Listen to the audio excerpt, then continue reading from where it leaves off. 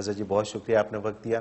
حضرت جی آج چونکہ ہمارے اس پروگرام کو الحمدللہ جاری ہوئے اور اس کی ایپیسوڈ آج 200 تک پہنچ گئی ہیں الحمدللہ الحمدللہ، اور اس میں آپ کی بڑی کاوش ہے. کیا کہیے گا اس حوالے سے؟ اللہ کریم کا احسان ہے. زندگی ہر انسان کامیابی تلاش کرتا ہے، لیکن اس کے ٹارگٹ اور نصب العین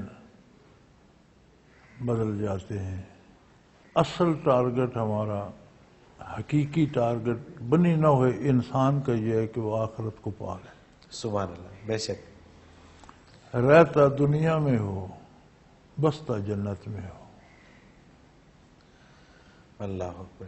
تو یہ کیسے ممکن ہے کہ بندہ اس زمین پہ بسے، اس کی خوراک کھائے، ان موسموں کو جھیلے، یہاں کے رشتے نبھائے، یہاں کی مزدوری کرے، کاوشیں کرے، اور وہ بستہ جنت میں ہو؟ یہ کیسے ممکن ہے؟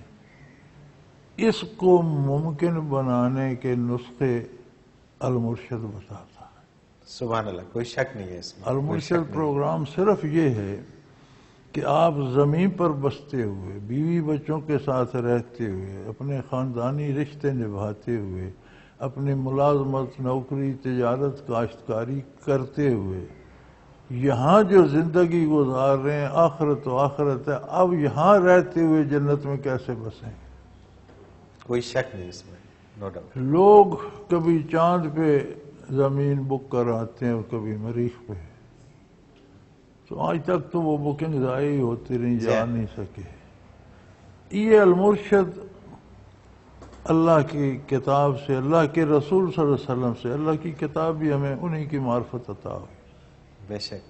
تو صلی اللہ علیہ وعلی آلہ وسلم فداہ ابی امی و ابی، ان کے پاس سے ہم وہ نسخے لیتے ہیں، وہ ترکیبیں، وہ طریقے، وہ انداز فکر، وہ سوچ، وہ نظریہ، وہ عقیدہ، وہ ٹارگٹ مقرر کرنے کا شوق، پھر اس کو پانے کا ذوق، پھر اس طرف سفر، یہ ہم اس ذات کریم سے لیتے ہیں، المرشد میں، اور اللہ کے بندوں تک پہنچاتے ہیں.